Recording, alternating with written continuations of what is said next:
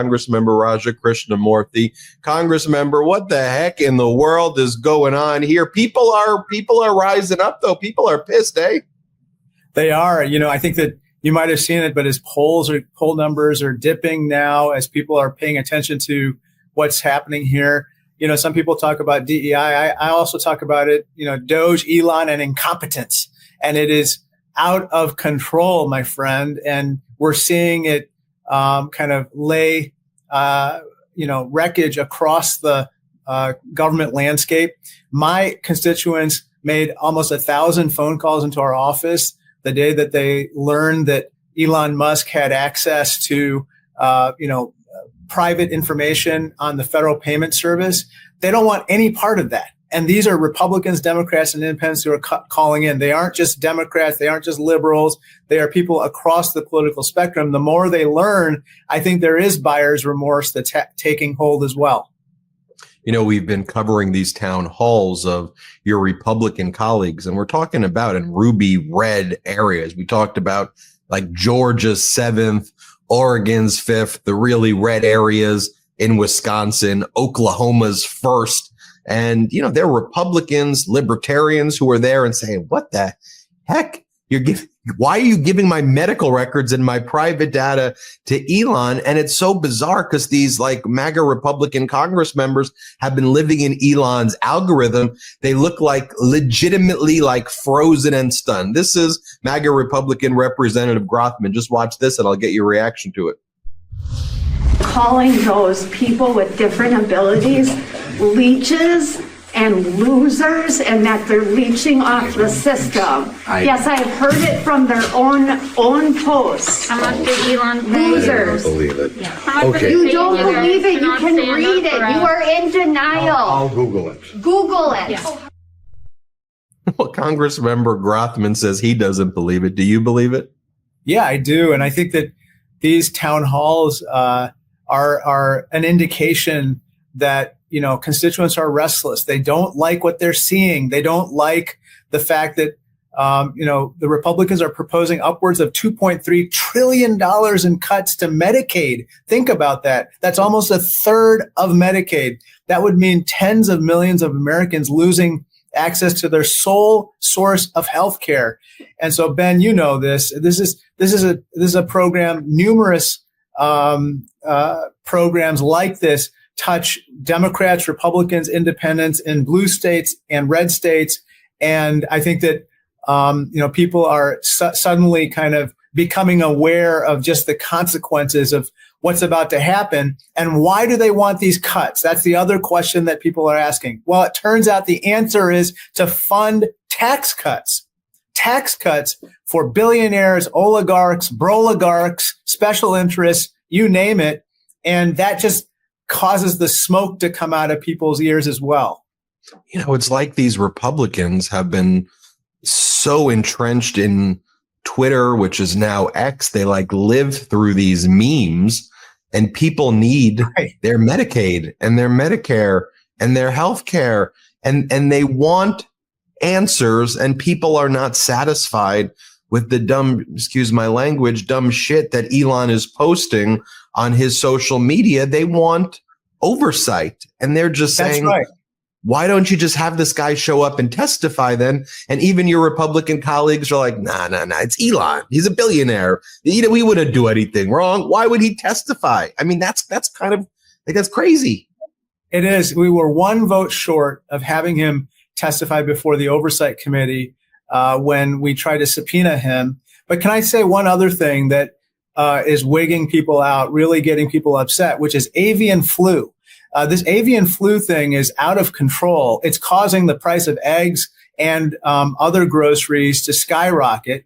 For that matter, you might have seen this, but prices have gone up since Donald Trump became president. They've gone up. Not only that, but the stock market gains have disappeared since Donald Trump became president. And so people are starting to notice that their 401ks are down, prices of groceries are up, sickness is up through avian flu, but also there's outbreaks of salmonella, outbreaks of listeria, And what is this guy focused on? He actually has an executive order banning paper straws. And I'm not making that up. I hope that your viewers go and look at this. He has an executive order on paper straws. So that's kind of the types of priorities that Donald Trump has right now.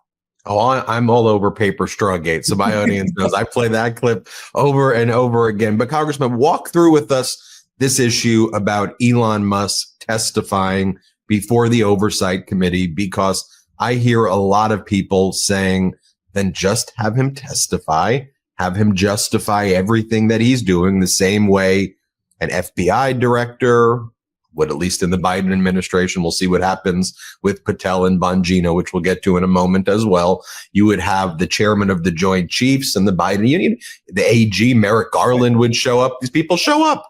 Right. So why can't Elon, who's voting where? Why is this being blocked? Because he'd have to tell the truth, Ben. He'd be under oath. You'd have to put your hand up and actually swear to tell the truth under penalty of perjury.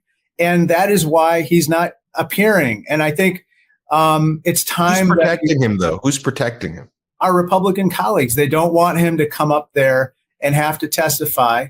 And oh, by the way, he's constantly threatening these Republicans if they don't do things that he wants. You may be getting to this, but one of the reasons why, the Republicans in the Senate rubber stamped such controversial figures as Hegseth and Tulsi Gabbard and Kash Patel and RFK Jr. is because Elon Musk threatened each of the wavering senators with primary battles that he would fund with his PAC. And so he's threatening people and they're doing his bidding. And one of them is not bringing him to testify before the House. And speaking about some of these controversial picks, Congressmember, we learned on Sunday night that Dan Bongino, who's never worked in the FBI, is going to be the deputy director of the FBI. I'll just show you this quick clip of this guy. The thing that matters is what? Chat. What matters? Anyone? Power. Power. You can see what I'm out. Power. That is all that matters. No, it doesn't, Dan. We have a system of checks and balances.